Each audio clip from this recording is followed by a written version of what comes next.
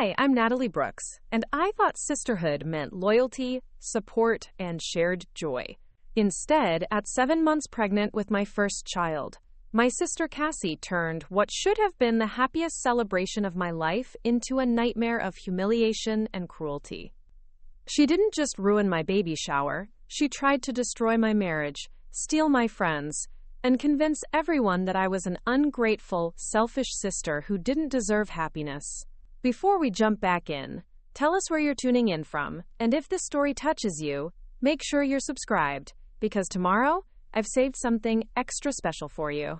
But what she didn't count on was my husband Dylan, walking through those doors in his dress blues, fresh from a classified mission, ready to show everyone exactly who they were dealing with. Some people mistake kindness for weakness, but they forget that the strongest people often have the most powerful protectors. The salty breeze from the North Carolina coast drifted through the open windows of our base housing as I carefully folded tiny pink onesies into neat piles on our kitchen table. At 28 and 7 months pregnant with our daughter Claire, I should have been glowing with anticipation.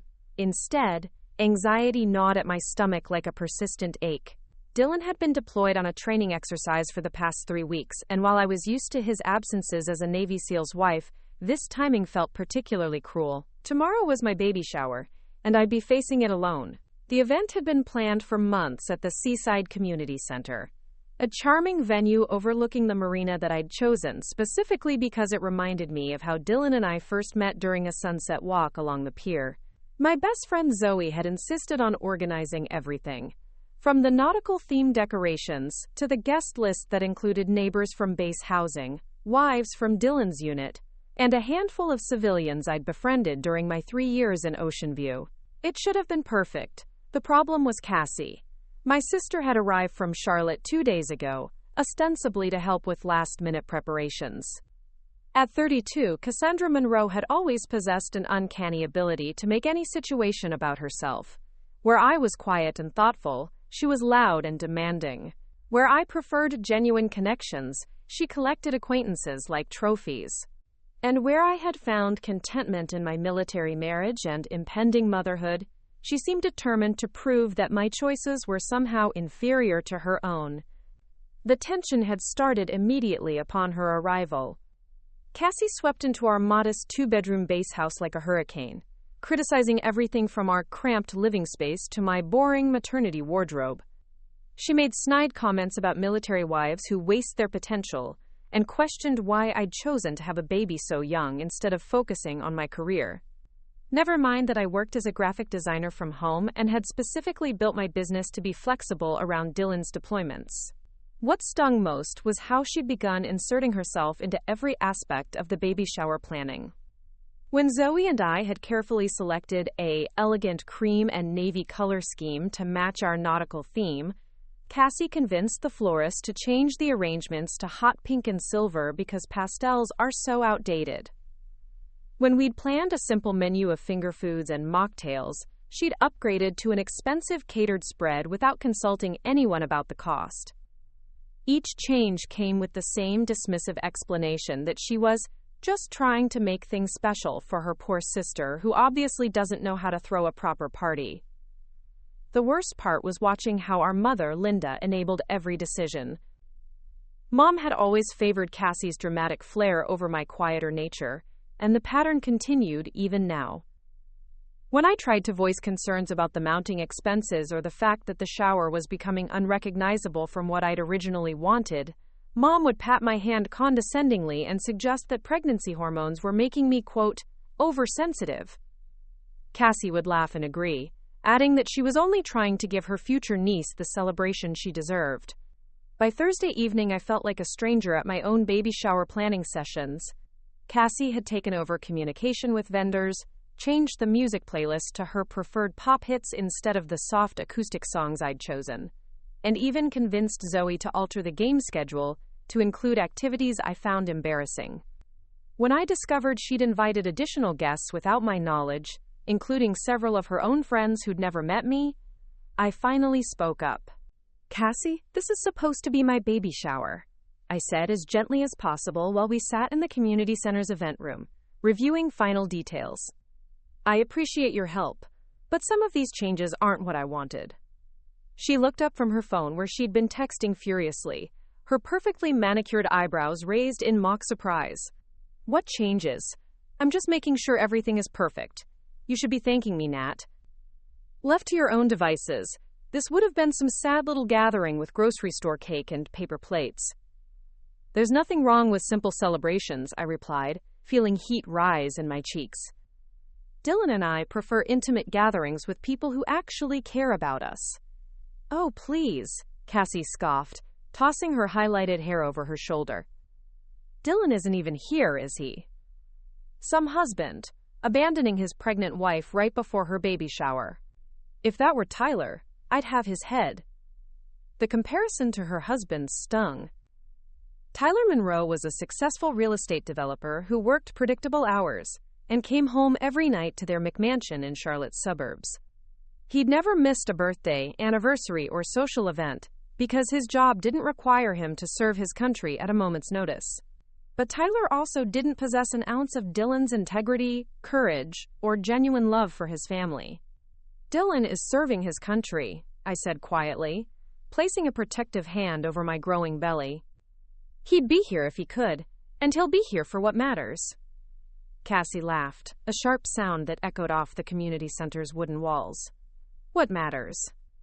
Natalie, your baby shower is tomorrow.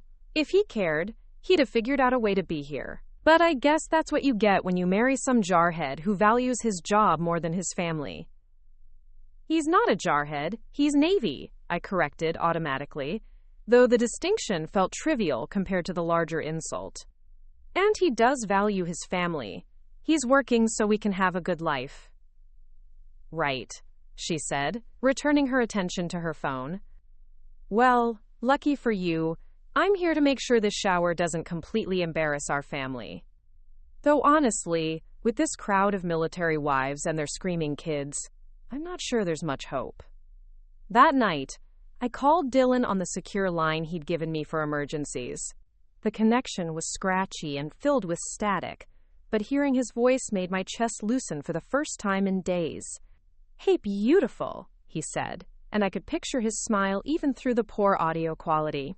How's my favorite mama doing? Tired, I admitted, settling into our bedroom chair with a cup of caffeine-free tea. The shower is tomorrow, and I'm starting to wonder if I should just cancel the whole thing. What's wrong? Is everything okay with the baby? Claire's fine, I assured him quickly. It's Cassie. She's taken over everything, Dylan. It doesn't feel like my shower anymore. It feels like some elaborate party she's throwing to show off, and I'm just the excuse. I could hear him exhale slowly, a sound I recognized as his attempt to control his temper. Dylan rarely spoke poorly of my family, but he'd never been blind to Cassie's manipulative tendencies. I'm sorry I'm not there, Nat. You know if there was any way. I know, I interrupted. I'm not blaming you. I just miss you. I miss having someone in my corner who actually cares about what I want, instead of what looks good on social media. You've got Zoe, he reminded me, and Rachel next door. Don't let Cassie steal your joy, baby. This shower is about celebrating Claire and the amazing mother you're going to be. Focus on that. I'm trying, I whispered. I just wish you were here. I know. Me too. But remember what I always tell you about dealing with difficult people? I smiled despite my exhaustion. Don't let them see you sweat, and always have an exit strategy. That's my girl. And Nat? Tomorrow is going to be fine. You're stronger than you think, and Claire is lucky to have you as her mom. Don't let anyone make you forget that. After we hung up, I sat in the quiet darkness of our bedroom, watching the moon reflect off the distant ocean through our window. Dylan was right about my strength, but I wasn't sure it would be enough to survive whatever Cassie had planned for tomorrow. She'd been building up to something all week. I could feel it in the way she smirked when she thought I wasn't looking, in the whispered phone calls she'd been taking outside, in the way she kept checking her watch like she was waiting for something. Friday morning dawned bright and clear, the kind of perfect coastal day that should have filled me with excitement. Instead, I woke with a knot of dread in my stomach that had nothing to do with morning sickness. Cassie was already up, having taken over our kitchen to prepare what she called pre-party snacks, but looked more like an elaborate Instagram photo shoot. She'd arranged fruit and pastries on expensive serving platters I'd never seen before, all while live streaming the process to her social media followers. "Morning, Mama," she chirped when I appeared in the doorway, still in my pajamas and feeling like an intruder in my own home. "Don't you look precious? Very natural." The way she said natural made it clear she considered it anything but a compliment. I glanced at my reflection in the toaster and immediately regretted it. My hair was a mess, my face was puffy from pregnancy, and my pajamas had seen better days. Next to Cassie's perfectly styled appearance and designer workout clothes, I looked exactly like what I was, a tired pregnant woman who'd slept poorly and missed her husband. "The shower doesn't start until 2, I reminded her, pouring myself a glass of orange juice and trying to stay out of her camera frame. "Why are you filming already?" "Content creation doesn't stop just because you're not ready," she replied, without looking up from her arrangement of miniature quiches. "My followers love behind-the-scenes content. They're so excited to see how a real baby shower comes together, especially after I told them about all the improvements I had to make to your original plans." Preparing and narrating this story took us a lot of time, so if you are enjoying it, subscribe to our channel. It means a lot to us. Now back to the story. My hand stilled on the juice glass. "What do you mean, improvements you had to make?" Cassie finally looked up, her expression the picture of innocent concern. "Oh, honey, don't take it personally. I just explained how you're not really experienced with event planning, being so young and all, and how lucky you are to have a big sister who knows how to do things properly. They think it's sweet that I'm helping you out." The casual cruelty of it took my breath away. To her thousands of followers, I wasn't a capable woman planning a celebration for her first child. I was a charity case, a little sister too naive and inexperienced to handle adult responsibilities. She'd turned my baby shower into content for her social media brand, complete with a narrative that positioned her as the generous savior and me as the grateful recipient of her superior knowledge. "I need to get dressed," I said, setting down the juice glass before I said something I'd regret. "Good idea," Cassie agreed, returning to her filming. "The photographer will be here in an hour for prep shots, and you'll want to look presentable. I picked out a few outfit options for you. They're on your bed. Nothing too tight or attention-seeking, of course. Today should be about celebrating the baby, not trying to compete with the hostess." I climbed the stairs to my bedroom, feeling like I was ascending to my own execution. Sure enough, Cassie had laid out 3 maternity dresses that I'd never seen before, all in muted colors that would fade into the background while her bright coral outfit commanded attention. A note in her handwriting was pinned to one dress. "Trust me on this one. You'll thank me later. XOXOC." Sitting on the edge of my bed, I finally understood what was happening. This wasn't about throwing me a nice baby shower or celebrating Claire's impending arrival. This was about Cassie proving her superiority in front of an audience, both online and in person. She'd engineered every detail to highlight the contrast between her polished perfection and my pregnancy-induced vulnerability. The expensive upgrades, the additional guests, the photographer, the social media documentation, it was all designed to create a narrative where she was the star and I was the supporting character in my own celebration. My phone buzzed with a text from Zoe. "Running late with decorations. Cassie changed the setup 3 times this morning. Are you okay?" I stared at the message, knowing that Zoe was trying to manage an impossible situation while being diplomatic about my sister's interference. As my maid of honor and best friend, she'd put countless hours into planning this shower, only to watch Cassie swoop in and commandeer everything at the last minute. Another text followed immediately. "Also, heads up, Cassie invited some blogger to cover the event. She says you approved it but wanted me to confirm." A blogger. My sister had turned my baby shower into a publicity opportunity without my knowledge or consent. I closed my eyes and tried to channel Dylan's calm voice from the night before, reminding myself that I was stronger than I thought. But as footsteps pounded up the stairs and Cassie's voice called out that the photographer was here early and needed me ready in 10 minutes, I wasn't sure my strength would be enough to survive what was coming. The next 3 hours passed in a blur of posed photos, forced smiles, and the growing realization that I was a prisoner at my own party. The photographer, a young woman named Ashley who clearly worked with Cassie regularly, directed every shot with Cassie's vision in mind. I was positioned in the background or to the side, while Cassie took center stage, arranging decorations, greeting guests, and generally acting as the hostess of an event that was supposed to be mine. "Can we get some shots of just Natalie with the gifts?" I finally asked as guests began arriving and the pile of presents grew on the designated table. Ashley glanced at Cassie, who shook her head subtly. "We'll do gift shots during the opening segment," she said. "Right now we need to capture the energy of the party itself." The energy of the party was exactly what I'd feared. Cassie's additional guests dominated the conversation, steering discussions toward topics I knew nothing about. Boutique fitness classes in Charlotte, upcoming social events I wasn't invited to, and gossip about people I'd never met. The military wives who'd been excited to attend found themselves pushed to the edges of conversations, relegated to watching rather than participating in what should have been a community celebration. Rachel Kim, my neighbor and one of the few civilians who'd become a genuine friend, pulled me aside during the appetizer hour with concern written across her face. "Honey, are you okay?" she asked quietly, glancing around the room where Cassie was holding court near the gift table. "This doesn't feel like the shower you described to me." "It's not," I admitted, watching my sister pose for photos with the elaborate cake she'd ordered without my input. "But it's too late to change anything now." "It's never too late," Rachel said firmly. "This is your day, Natalie. You don't have to let her hijack it." Before I could respond, Cassie's voice rang out across the room. "Ladies, if I could have your attention. It's time for games, and we're going to start with something fun I planned specially for my little sister." My stomach dropped as she gestured for me to join her at the front of the room. The game she'd planned wasn't on our original list, and knowing Cassie, it wouldn't be anything I'd enjoy. But with all eyes on me and cameras recording, I had no choice but to smile and play along, even as I felt the last of my control over the situation slip away entirely.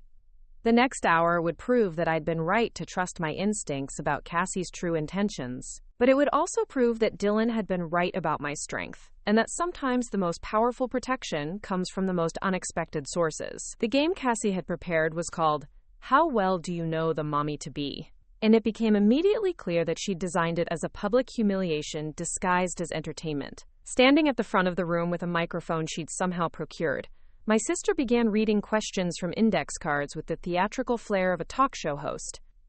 "Question 1, she announced, with a bright smile that didn't reach her eyes. "What was Natalie's biggest fear about becoming a mother?"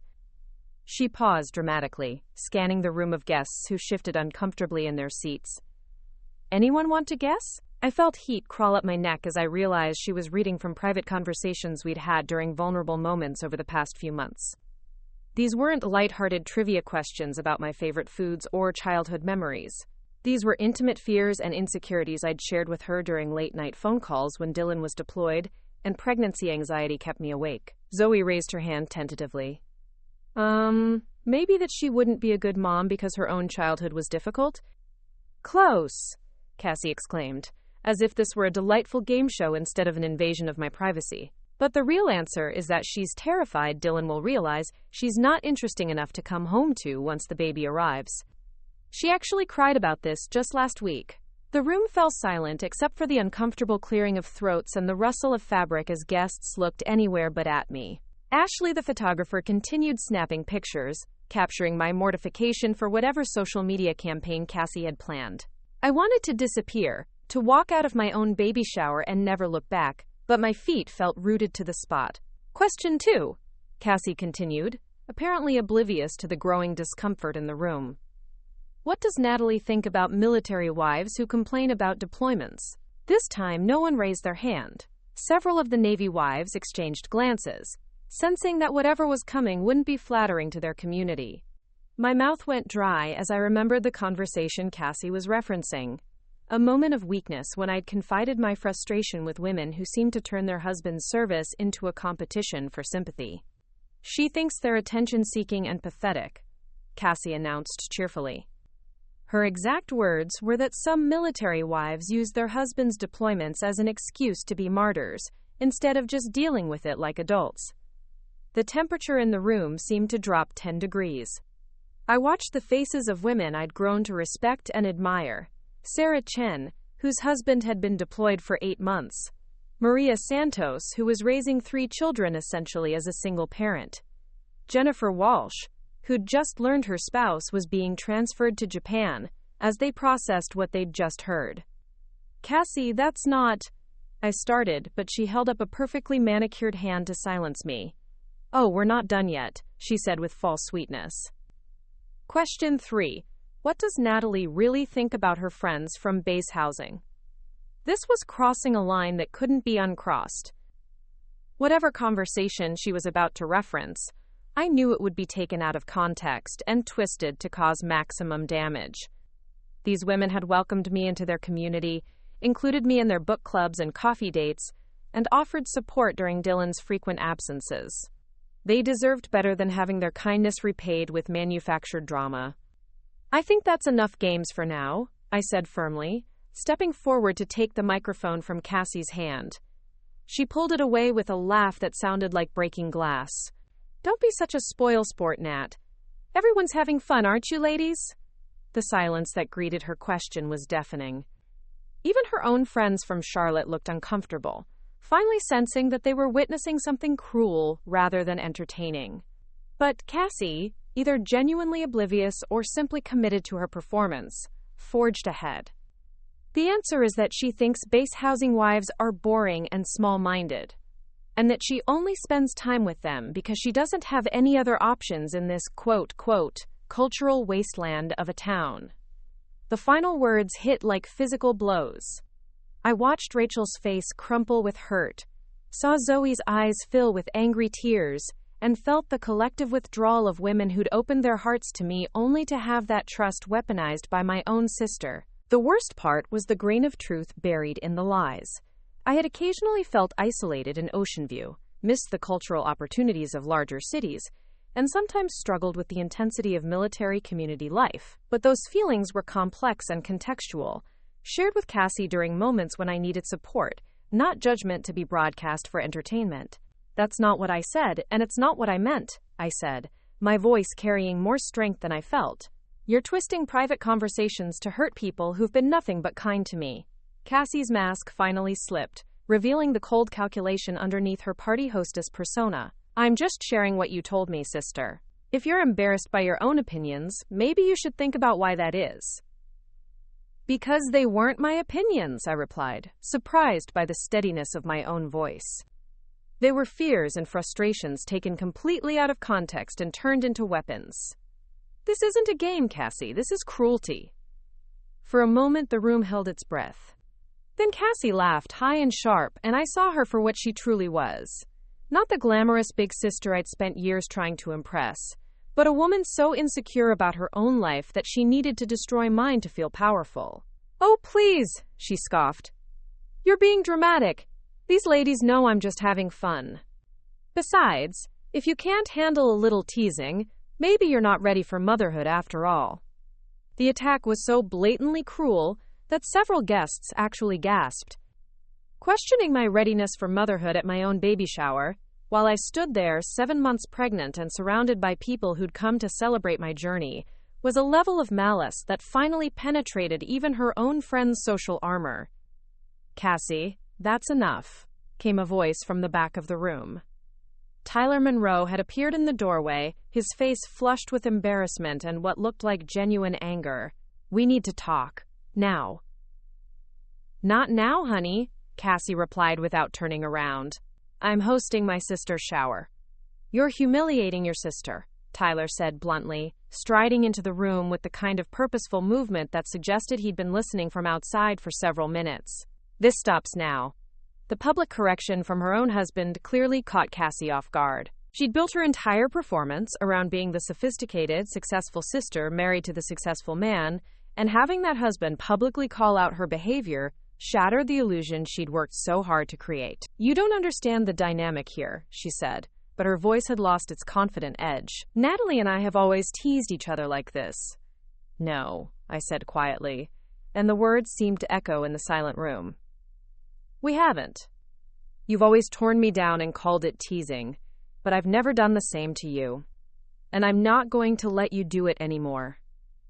Something shifted in that moment, like a spell breaking. The power Cassie had wielded over me for 3 decades, the ability to make me question my own perceptions, to convince me that her cruelty was normal sibling behavior, to make me grateful for scraps of her approval, simply evaporated. I looked around the room at the faces of women who'd driven across town on a Friday afternoon to celebrate my baby, who'd brought gifts and kind words and genuine excitement for my new chapter, and I realized that I'd been surrounded by real love while chasing the approval of someone incapable of giving it. I think it's time for people to leave, Cassie announced, apparently deciding that if she couldn't control the narrative, she'd end the performance entirely. Clearly, Natalie is too emotional to appreciate the party I planned for her. No, Zoe said firmly, standing up from her seat near the gift table. You can leave if you want, but this shower isn't over. We came here to celebrate Natalie and baby Claire, and that's exactly what we're going to do. A murmur of agreement rippled through the room as other guests nodded and several women moved closer to where I stood. Rachel appeared at my side, linking her arm through mine in a gesture of solidarity that brought tears to my eyes. Even some of Cassie's own friends from Charlotte looked mortified by her behavior, with one woman quietly gathering her purse and heading for the exit without a word. This is ridiculous, Cassie snapped, but her audience was no longer paying attention to her. The photographer had stopped taking pictures, apparently uncomfortable with documenting what had become a family confrontation rather than a celebration. Tyler moved to his wife's side, speaking in low, urgent tones that I couldn't hear but could easily interpret from his expression. As the room slowly returned to normal conversation, with guests determinedly focusing on baby gifts and nursery advice rather than the drama that had just unfolded, I felt a strange sense of liberation. For the first time in my adult life, I'd publicly stood up to Cassie without apologizing, without making excuses for her behavior, and without trying to smooth things over to maintain family peace. The cost had been high. My baby shower was ruined. My private fears had been broadcast to my community, and relationships had been damaged. But something important had been gained too. The truth was finally out in the open. Not just about Cassie's manipulative behavior, but about my own strength and the quality of people I'd chosen to surround myself with in Ocean View. These women hadn't fled when faced with drama or judgment. They'd stayed, circled the wagons, and chosen to support me despite having every reason to feel hurt by the words Cassie had attributed to me. Over the next hour, as we opened gifts and shared stories about pregnancy and motherhood, I began to see the afternoon's events differently. Yes, Cassie had tried to humiliate me, but she'd also revealed herself so completely that no one could mistake her motivations. Yes, my private thoughts had been twisted and publicized, but the response from my community had shown me how much genuine support I actually had. And yes, my baby shower had been derailed, but watching Zoe take charge of salvaging the celebration, seeing Rachel defend me without hesitation, and feeling the protective warmth of women who barely knew me but cared anyway, these were gifts more valuable than anything wrapped in pink paper. Cassie and Tyler left during the gift opening, slipping out with minimal fanfare after what appeared to be a heated argument near the parking lot. She didn't say goodbye, didn't apologize, and didn't acknowledge the destruction she'd caused. But her absence felt like a weight lifting rather than a loss, and for the first time all week, I could breathe freely at my own celebration. "You okay, Mama?" Zoe asked as we cleaned up afterward, the last guests having departed with warm hugs and promises to check on me soon. "I think so," I replied, surprising myself with how true that felt. "Actually, I think I'm better than okay. I think I'm finally seeing clearly." "About Cassie?" "About everything." I looked around the community center, taking in the nautical decorations that had survived Cassie's modifications, the remnants of conversations and laughter that had filled the space despite the drama, and the stack of thoughtful gifts that represented genuine care from genuine friends. Dylan was right. I am stronger than I thought. "Speaking of Dylan," Zoe said with a mysterious smile, "I wouldn't count him out just yet." "What do you mean?" But before she could answer, my phone buzzed with a text from an unknown number. "ETA 20 minutes. Keep your chin up, beautiful." The cavalry is coming. I stared at the message, my heart beginning to race. Only one person called me beautiful in texts, but Dylan was supposed to be in the middle of a training exercise with no communication access. Yet something about the tone, the timing, and Zoe's knowing expression suggested that my baby shower drama was far from over. As we packed up the remaining decorations and loaded gifts into my car, I couldn't shake the feeling that Cassie's performance had been act one of a much larger drama. She wasn't the type to accept public humiliation quietly, and the way she'd left, angry, embarrassed, and clearly planning something, suggested that retaliation was coming. But for the first time in years, I wasn't afraid of her next move. Whatever she had planned, I'd proven today that I could handle it. What I didn't expect was that I wouldn't have to handle it alone. As we pulled out of the community center parking lot, I noticed a convoy of black SUVs heading in the opposite direction toward the base, moving with the kind of purposeful speed that suggested an important mission. My phone buzzed again with another message from the unknown number. Game time. The pieces of a puzzle I didn't even know existed were starting to fall into place, and I had the sudden, thrilling realization that Cassie might have picked a fight with the wrong sister. Not because I was particularly formidable on my own, but because I'd married a man who took threats to his family very seriously, and whose job had taught him exactly how to handle bullies who thought they could operate without consequences. The war with my sister was far from over, but the balance of power was about to shift dramatically. And this time, I wouldn't be fighting alone. The drive home from the community center should have been a time for reflection and recovery, but my phone wouldn't stop buzzing. Text after text flooded in, and as I sat in our driveway reading through them, the scope of Cassie's retaliation became horrifyingly clear. She hadn't retreated to lick her wounds after the disastrous baby shower. Instead, she'd launched an immediate and systematic campaign to destroy my reputation across every platform she could access. The first wave came through social media. Within an hour of leaving the shower, Cassie had posted a lengthy Instagram story that painted herself as the victim of an ungrateful, unstable sister.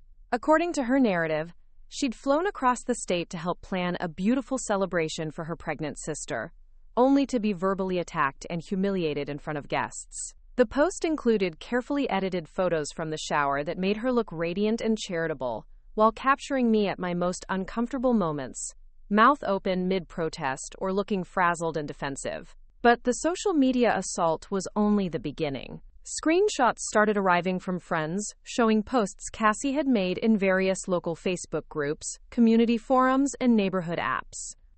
She'd somehow managed to find and join online communities throughout Ocean View, painting a picture of a military wife who talked badly about her neighbors, complained constantly about base life, and showed no appreciation for her husband's service. Each post was carefully crafted to seem like concerned sharing rather than malicious gossip, peppered with phrases like, "I'm just worried about her mental state," and "pregnancy hormones can really affect judgment." The most devastating attack came through the military spouse networks. Cassie had contacted wives from Dylan's unit directly, sharing distorted versions of conversations we'd had about the challenges of military life. According to her messages, I'd called their community suffocating, complained that base housing was beneath me, and suggested that military wives who struggled with deployments were weak and attention-seeking. Each accusation contained just enough truth to be believable, while being twisted far enough to be damaging. Zoe called as I sat in my car, still processing the magnitude of the assault. "Natalie, are you seeing this? She's posting everywhere." My phone hasn't stopped ringing with people asking if what she's saying is true. "How many people are believing it?" I asked, though I wasn't sure I wanted to know the answer. "Some are," Zoe admitted reluctantly. "Especially people who don't know you well. But others are seeing right through it." Mrs. Patterson from the base chapel posted a response calling Cassie's behavior, quote, "vindictive and unchristian." And Rachel has been commenting on every post, defending you. I closed my eyes, feeling overwhelmed by the speed and scope of the attack. In less than 2 hours, Cassie had managed to weaponize social media, community networks, and even military spouse support systems against me. She'd turned my own words into ammunition, my private struggles into public shame, and my sister relationship into a tool for destruction. "There's more," Zoe continued, her voice heavy with reluctance. She somehow got hold of some of the pictures from your bachelorette party last year. The ones from the bar in Charlotte where you had maybe 3 drinks and were laughing really loudly. She's posted them with captions about your, quote, drinking problem and how she's, quote, concerned about the baby's safety. The breath left my lungs in a rush. The photos Zoe mentioned were from a rare night out before Dylan's last deployment, a celebration with college friends who'd traveled to Charlotte to see me. It had been one of the few times in months I'd let loose and acted like the 28-year-old woman I was instead of the responsible military wife I'd become. There was nothing inappropriate about the evening, but Cassie was clearly banking on the fact that pregnant women were held to impossible standards, and that any evidence of past fun could be reframed as irresponsibility.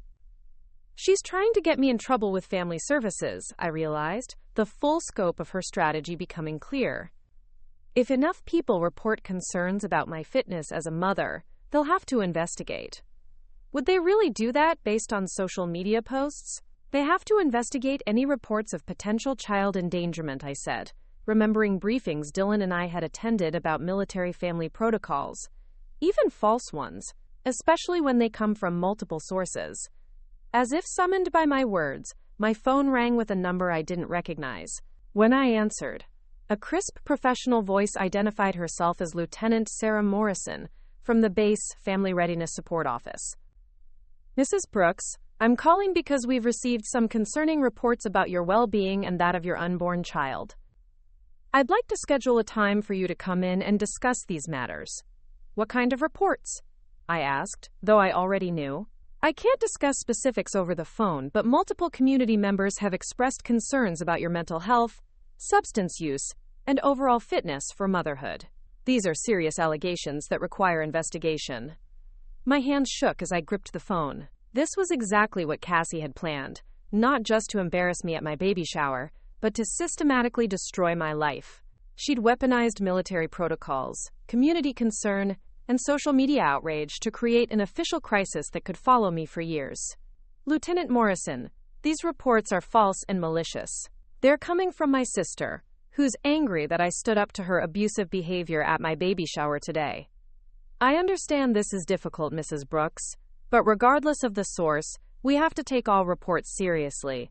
Can you come in Monday morning at 9? After agreeing to the appointment, I sat in my driveway as the full weight of the situation settled over me. Cassie hadn't just ruined my baby shower. She'd potentially jeopardized my marriage, my reputation, and even my ability to parent my child. The coordinated nature of her attack suggested she'd been planning this for much longer than just the week she'd been in town. She'd used our private conversations to gather ammunition, studied the military community's structure to identify pressure points, and crafted a campaign designed to isolate me from every support system I had. But as I sat there processing the scope of her betrayal, something unexpected happened. Instead of feeling defeated, I began to feel angry. Not the hot, reactive anger that led to poor decisions, but the cold, calculating fury that Dylan had taught me to channel into strategic action. Cassie had made a crucial mistake in her campaign. She'd assumed I was the same insecure, people-pleasing woman who'd spent years accepting her abuse without fighting back. My phone buzzed with a text from the unknown number that had messaged earlier. Intel received. Operational parameters confirmed. Target acquired. This time I was certain the message was from Dylan, though I couldn't understand how he was communicating or what he meant by operational parameters. The military language suggested he was still in the middle of whatever training exercise had kept him away, but something had clearly changed. Another message followed immediately. Hostile actor identified. Countermeasures authorized. ETA 15 minutes. 15 minutes. My heart began to race as I realized Dylan wasn't just coming home early. He was coming home with purpose. Somehow he'd learned about what Cassie had done, and he was responding with the kind of strategic precision that had made him successful in the most elite military unit in the world. I used those 15 minutes to document everything. Screenshots of every malicious post, saved copies of every message, and detailed notes about the timeline of Cassie's attack. If this was going to be a war, I needed to be as prepared as possible with evidence and facts. I also called my mother, hoping against hope that Linda would see reason when presented with the scope of Cassie's behavior. Mom, I need you to know what Cassie has been doing since she left the shower. I began, but Linda cut me off immediately. Natalie, honey, Cassie told me what happened. You really embarrassed yourself today, and now you're lashing out at her because you're ashamed. Maybe you should apologize and try to work things out. She's posting lies about me online, Mom. She's trying to get military investigators involved by claiming I'm unfit to be a mother. This isn't sibling rivalry. This is systematic harassment. You're being dramatic, Linda replied, using the same dismissive tone she'd employed my entire life. Cassie is concerned about you, that's all. Maybe if you listened to her advice instead of getting defensive, you wouldn't be in this situation. The casual cruelty of my mother's response shouldn't have surprised me, but it still felt like a physical blow. Even faced with evidence of Cassie's malicious behavior, Linda chose to side with her dramatic daughter over her pregnant one. The pattern that had defined our family for decades remained unchanged. Cassie could do no wrong, and I was always somehow to blame for the chaos she created. I won't be speaking to either of you for a while, I said quietly. I need to protect my family from this toxicity. Don't be ridiculous, Natalie. We're your family. No, I replied, surprised by the certainty in my voice. Family doesn't try to destroy each other. Family doesn't weaponize pregnancy fears against pregnant women. Family doesn't turn private conversations into public humiliation. You and Cassie are related to me by blood, but you're not my family. I hung up before Linda could respond, feeling simultaneously heartbroken and liberated. Cutting contact with my mother and sister wasn't something I'd ever imagined doing, but their behavior had made it necessary for my own well-being and that of my unborn daughter. The sound of vehicles approaching broke through my emotional processing. 3 black SUVs moved down our quiet base housing street with the kind of coordinated precision that suggested military operation rather than casual arrival.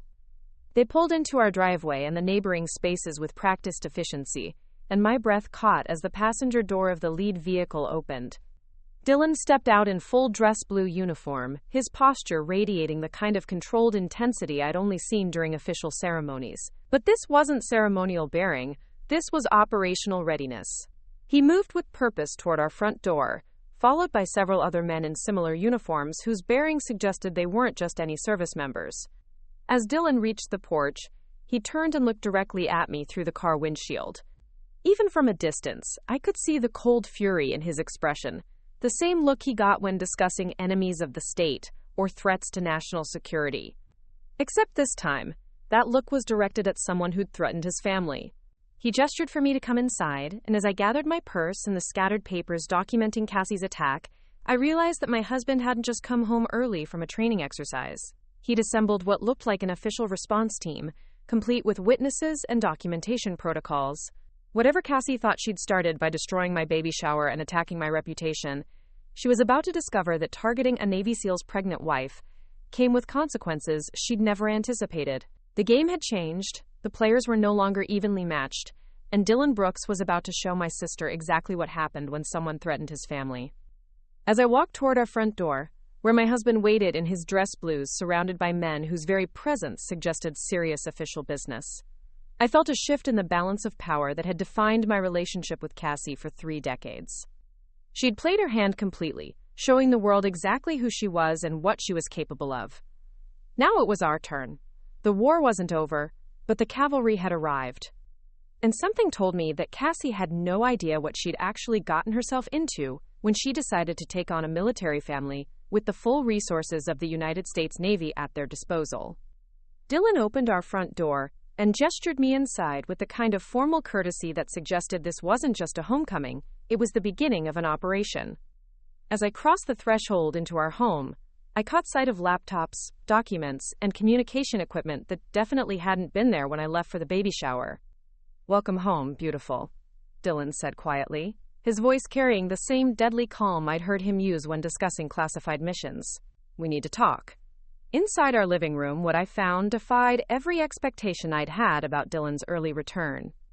Our coffee table had been transformed into a command center, with multiple laptops displaying screenshots, legal documents spread across every surface, and communication equipment I'd never seen before humming quietly in the corner. 3 men in dress uniforms stood at respectful attention, their bearing suggesting they weren't just Dylan's teammates but officials with significant authority. "Natalie Brooks," Dylan said formally, his voice carrying the crisp professionalism of military briefings. "I'd like you to meet Lieutenant Commander James Mitchell from Naval Criminal Investigative Service, Chief Petty Officer Marcus Rodriguez from Base Security, and Captain David Chen from the Judge Advocate General's office." My knees nearly buckled as the implications hit me. NCIS, Base Security, military legal. Dylan hadn't just come home early, he'd brought an entire investigative and legal apparatus with him. The men nodded respectfully as Dylan introduced them, their expressions serious but not unkind. "Ma'am," Lieutenant Commander Mitchell said, stepping forward with a tablet in his hand. "We're here because your husband contacted us about what appears to be a coordinated harassment campaign against a military spouse. We've been monitoring the situation for the past several hours, and what we've documented constitutes several violations of military law and civilian statutes." "You've been monitoring?" I asked, still trying to process how this had escalated so quickly. Dylan moved to my side, his hand finding the small of my back in a gesture that was both protective and grounding. "When you called me last night upset about Cassie's behavior, I started making some calls. Military spouses are considered part of the military family, and threats against them are taken very seriously. When the situation escalated today, I activated protocols for investigating harassment of military dependents." Captain Chen opened a leather portfolio and pulled out several documents. "Mrs. Brooks, what your sister has done today constitutes cyberbullying, defamation, harassment of a military dependent, and potentially filing false reports with military authorities. These aren't just personal family issues. They're criminal matters that fall under both military and civilian jurisdiction." I sank onto our couch, overwhelmed by the sudden shift from victim to protected party. I had no idea military law covered this kind of thing. "Most people don't," Chief Rodriguez said gently. "But when someone targets a service member's family with the intent to cause psychological harm, interfere with military readiness, or damage unit cohesion, it becomes a matter of national security interest. Your husband's ability to perform his duties can be compromised if his family is under attack at home." Lieutenant Commander Mitchell activated his tablet and turned it toward me. "We've been documenting everything your sister posted online in real time. Social media posts, community forum messages, private messages to other military spouses. All of it. We've also tracked the IP addresses and timestamps to establish a pattern of coordinated harassment." The screen displayed a comprehensive timeline that was both impressive and terrifying. Every malicious post, every twisted quote, every attempt to damage my reputation had been captured, analyzed, and cataloged with military precision.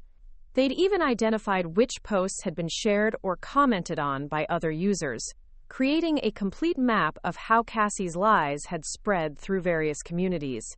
"How did you do all this so quickly?" I asked, marveling at the thoroughness of their documentation. "Digital forensics is a standard part of military security operations," Dylan explained. "When I reported the situation as potential harassment of a military dependent, it triggered automatic monitoring protocols. Everything your sister posted became evidence in a federal investigation." Captain Chen leaned forward, his expression serious but reassuring. "Mrs. Brooks, I want you to understand that what happened to you today wasn't just family drama or sibling rivalry. It was a calculated attack designed to isolate you from your support systems, damage your reputation, and potentially interfere with your husband's military service. These are serious crimes with serious consequences." "What kind of consequences?" I asked, part of me still struggling to believe that Cassie's behavior warranted federal investigation.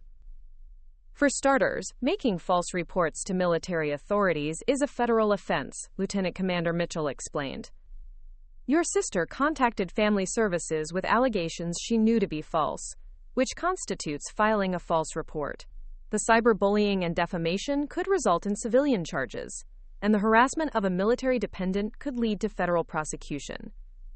Dylan sat beside me, his presence steady and reassuring despite the formal nature of the meeting. Nat, I know this is overwhelming. When you called me last night, I could hear how much she was hurting you. When Zoe texted me during the shower about what was happening, I knew we were dealing with something beyond normal family conflict. Zoe texted you? She's been keeping me updated all week, Dylan admitted. She was worried about Cassie's behavior and wanted me to know what was really going on. When she sent me pictures of that game your sister played today, I immediately contacted command about the situation. I felt a rush of gratitude toward my best friend, who'd apparently been documenting and reporting Cassie's escalating behavior even when I'd been too overwhelmed to see the full picture myself. She'd recognized the seriousness of the situation before I had, and taken steps to protect me when I couldn't protect myself. What happens now? I asked, looking around at the men who'd transformed my living room into an official command center. Now we give you choices, Captain Chen said. You can pursue this through military channels, civilian courts, or both. You can also choose to document everything and hold it as insurance while attempting to resolve things privately. But you should know that some aspects of this case may proceed regardless of your wishes, particularly the false reporting to military authorities. Chief Rodriguez opened his own tablet and showed me a screen full of legal options. We've prepared several different response strategies depending on how far you want to take this. Everything from cease and desist orders to full criminal prosecution. We've also drafted letters to social media platforms requesting immediate removal of defamatory content and preservation of evidence. The efficiency and thoroughness of their preparation was staggering. In the few hours since Dylan had learned about the shower disaster, an entire military legal apparatus had mobilized to protect me. It was simultaneously overwhelming and empowering to realize that I wasn't facing Cassie's attack alone. There's something else you should know, Lieutenant Commander Mitchell said, consulting his notes. Your sister's social media activity shows a pattern of targeting military families. You're not her first victim. We've identified at least 3 other cases where she's engaged in similar harassment campaigns against women married to service members. The revelation hit me like a physical blow. Cassie's attack on me wasn't personal. It was part of a pattern. She'd systematically targeted military wives, using their unique vulnerabilities and the specific pressures of military life as weapons against them. Who else did she hurt? I asked, though I wasn't sure I wanted to know. We can't discuss other active cases, Captain Chen said diplomatically. But I can tell you that your decision to fight back has potentially helped other victims find the courage to come forward. When military spouses see that the system will protect them, they're more likely to report harassment and abuse. Dylan squeezed my hand, his touch grounding me in the moment. Whatever you decide, Nat, you have the full support of the military legal system. Cassie picked the wrong family to target, and she's about to learn that actions have consequences. Before I could respond, my phone rang with a call from an unknown number. Lieutenant Commander Mitchell gestured for me to answer, indicating that they were prepared to monitor and record the conversation. When I picked up, Cassie's voice filled the room through the speakerphone function Dylan had activated.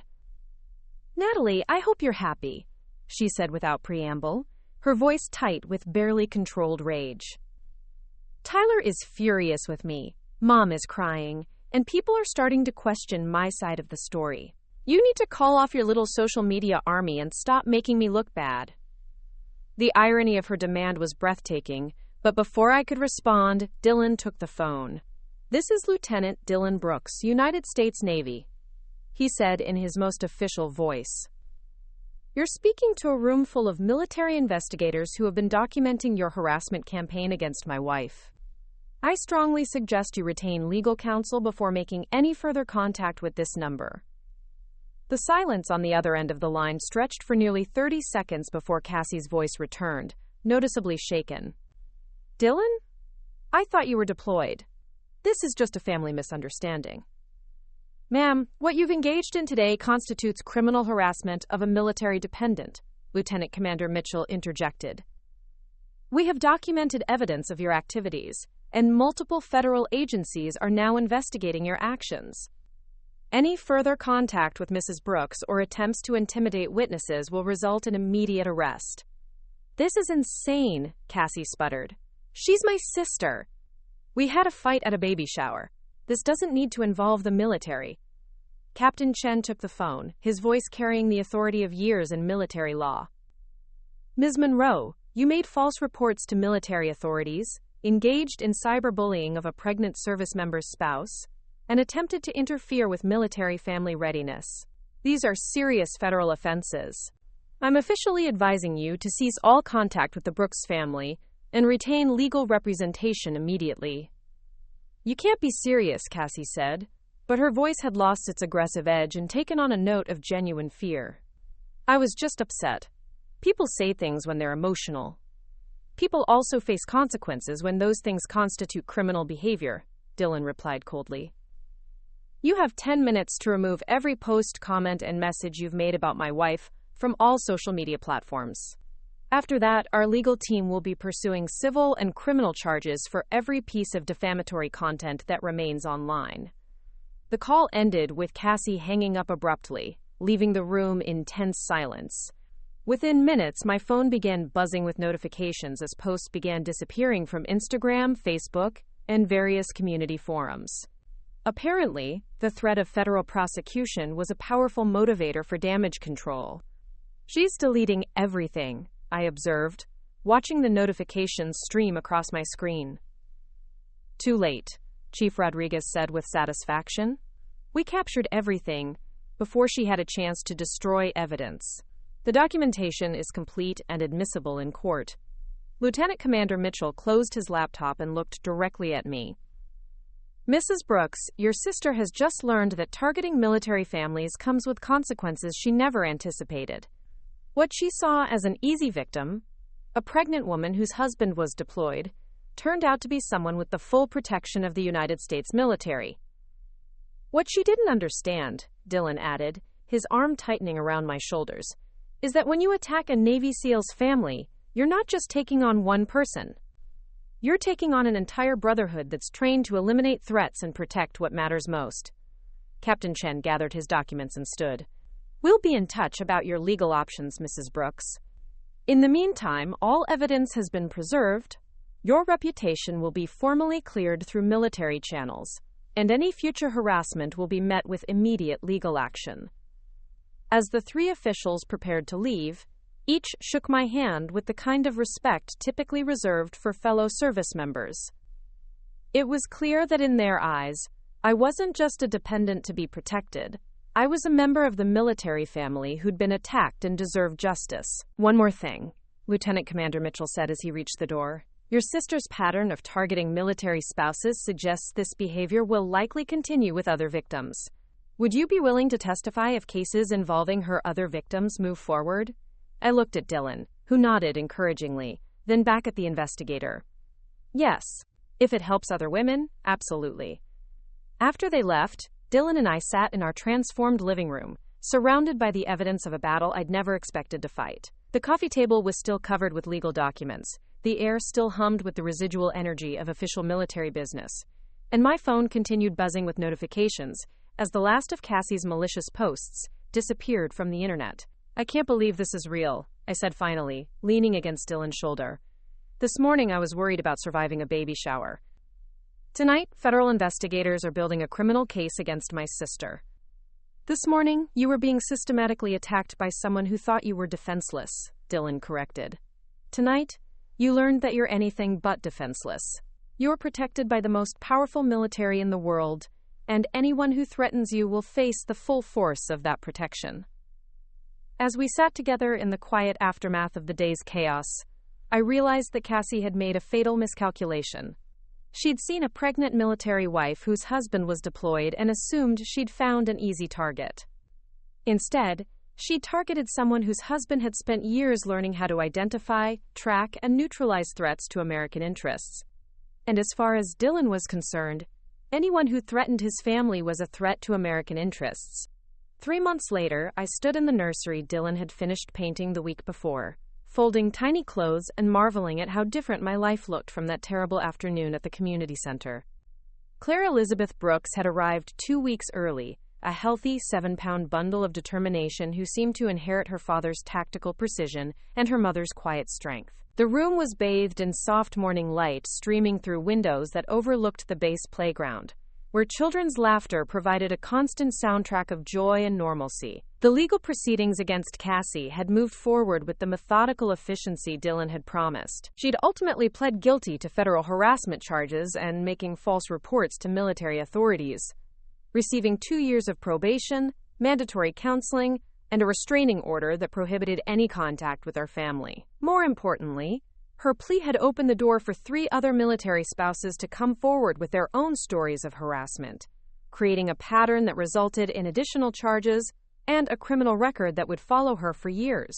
Tyler had filed for divorce within a month of the baby shower incident, apparently finally seeing his wife's behavior for what it truly was when faced with federal investigators and criminal charges. According to mutual acquaintances, he'd been horrified to learn about her pattern of targeting military families and had cooperated fully with the investigation in exchange for immunity from any potential accessory charges. My mother had attempted to reach out twice in the months following Claire's birth, both times trying to minimize Cassie's actions and suggest that family should forgive and forget. I'd chosen not to respond to either contact, finally understanding that Linda's enabling of Cassie's behavior made her equally toxic to my family's well-being. Some relationships were too damaged to repair, and some people too committed to dysfunction to change. The military community's response had been overwhelmingly supportive. Lieutenant Morrison from Family Services had personally called to apologize for the investigation and to explain new protocols they'd implemented for verifying the credibility of reports before opening cases. The base chapel had organized a proper baby celebration for Claire, with decorations, gifts, and genuine warmth that showed me what a real community looked like when it rallied around one of its own. Rachel Kim had become not just a neighbor but a true sister, the kind of family member who showed up with meals after Claire's birth and stayed to hold the baby while I showered. Zoe had been promoted to godmother status, her fierce loyalty during the crisis, earning her a permanent place in our family's inner circle. Even Ashley, the photographer who'd been hired by Cassie, had reached out to offer a complimentary family photo session, horrified that her work had been part of a harassment campaign. Dylan's unit had embraced the situation as a teaching moment about protecting military families from external threats. The swift and comprehensive response to Cassie's attack had become a case study in how the military legal system could be deployed to protect dependents, and Dylan had been asked to brief other units on recognizing and responding to harassment of military spouses. But perhaps the most meaningful change had been internal. The experience had forced me to confront patterns of manipulation and abuse that had shaped my entire relationship with my birth family. For the first time in my life, I'd seen clearly that their treatment of me wasn't normal, wasn't acceptable, and wasn't something I had to tolerate for the sake of family unity. Working with the military counseling services, I'd begun to understand how growing up with Cassie's constant criticism and my mother's emotional neglect had conditioned me to accept cruelty as love and to believe that my worth was tied to other people's approval. The baby shower incident, horrible as it had been, had finally shown me that I deserved better and that I had the strength to demand it. The nursery door creaked softly as Dylan appeared in the doorway, Claire sleeping peacefully in his arms after her morning feeding. He'd taken paternity leave to help with the transition, and watching him navigate fatherhood with the same careful precision he brought to military operations had only deepened my love for the man I'd married. "How are my girls doing this morning?" he asked quietly, settling into the rocking chair we'd placed by the window. "Perfect," I said, meaning it completely. I was just thinking about how different everything is now. Different how? I gestured around the peaceful nursery, then toward the window, where base families were beginning their Saturday morning routines. 3 months ago, I was terrified of standing up to Cassie, because I thought family meant accepting whatever treatment people gave you. Now I know that real family means protecting each other from people who want to cause harm. Dylan shifted Claire to his shoulder, his large hand gentle against her tiny back. "You protected our family, Nat. When you finally stood up to her at that shower, you drew a line that needed to be drawn. Everything that came after was just making sure she understood that the line was permanent. I couldn't have done it without you." "Yes, you could have," he said firmly. "You'd already started fighting back before I got home. I just made sure you had backup when the fight escalated." Through the window, I could see young families heading toward the base playground. children skipping ahead of parents who walked hand in hand. It was the kind of scene I'd once viewed with longing, wondering if Dylan and I would ever have that kind of simple family happiness. Now I knew we would, not because we'd avoided conflict or kept peace at any cost, but because we'd been willing to fight for what mattered most. My phone buzzed with a text from Zoe, who was bringing lunch over to meet Claire for the first time since leaving the hospital. The message included a photo from a local news article about military spouse protection legislation that had been inspired, in part, by cases like mine. Seeing legal changes emerge from our personal nightmare felt like the final piece of justice falling into place. "I need to tell you something," Dylan said, his voice taking on the serious tone he used for important conversations. "Command has asked me to consider a position that would involve more travel, but also more stability when I'm home. It would mean fewer long deployments and more predictable schedules." I looked up from the phone, surprised. "What kind of position?" "Training and education. Teaching other special operations teams about threat assessment and family protection protocols. It would use everything I've learned about identifying and neutralizing dangers, but apply it to protecting military families instead of overseas operations." The irony wasn't lost on either of us. Cassie's attack on our family had ultimately led to Dylan's expertise being redirected toward helping other military families facing similar threats. Her attempt to destroy us had instead contributed to a broader effort to protect people like us from people like her. "What do you think?" he asked, though I could see in his expression that he'd already made his decision and was just checking to make sure I agreed. "I think it sounds perfect," I said honestly. "I think he'd be amazing at teaching people how to protect what matters most." Claire stirred in Dylan's arms, making the small sounds that indicated she'd be awake and demanding attention soon. As he stood to change her diaper, I marveled at how naturally he'd taken to fatherhood, approaching it with the same dedication and protective instinct he brought to everything important in his life. The afternoon passed quietly, filled with the gentle rhythms of new parenthood, and the comfortable presence of friends who'd proven themselves during our darkest moments. Zoe arrived with enough food for a week and immediately claimed Claire for a bonding session that involved extensive photography and baby talk in 3 different languages. Rachel stopped by with a hand-knitted blanket and stayed to help with laundry while sharing updates about other families on base.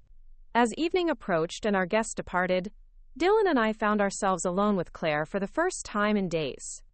She lay on a blanket in the living room, studying the ceiling fan with the intense concentration that babies brought to everything new and fascinating.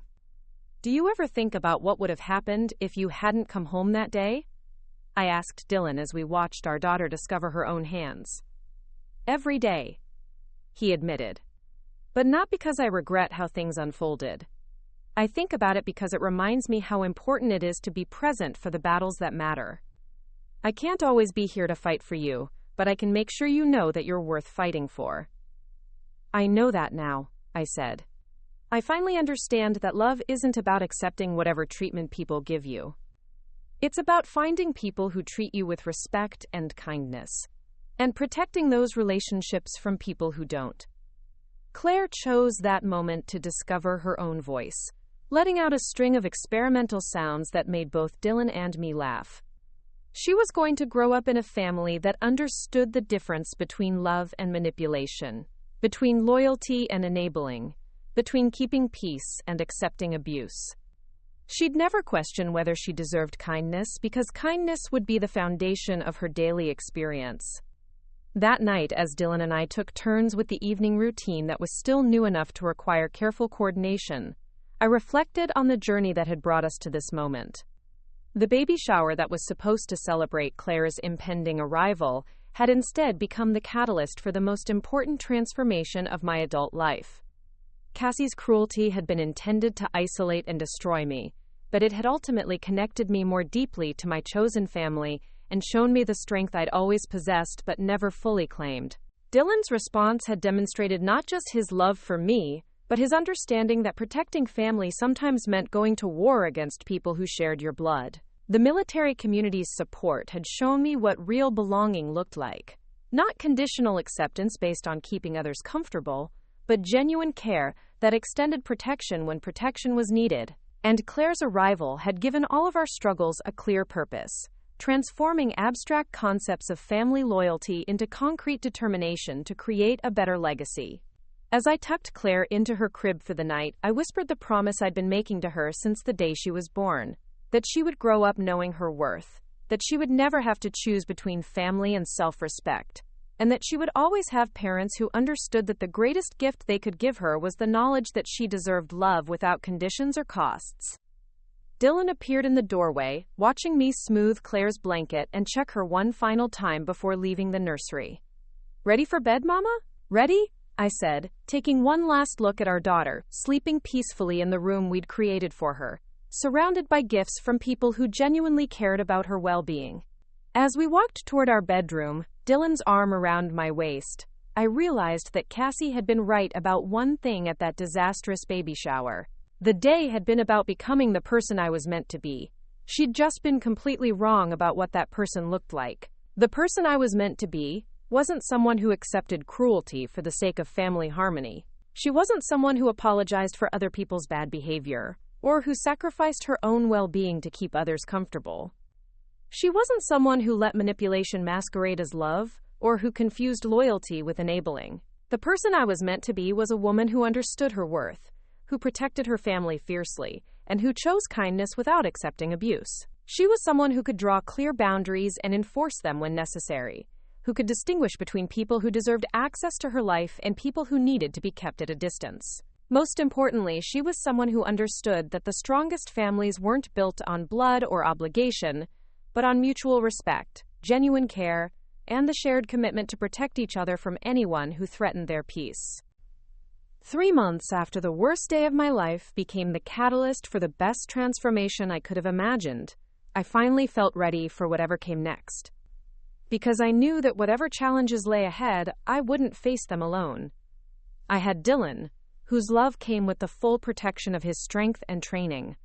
I had Claire, whose future depended on the choices I made today. And I had a community of people who'd proven that real family shows up when you need them most.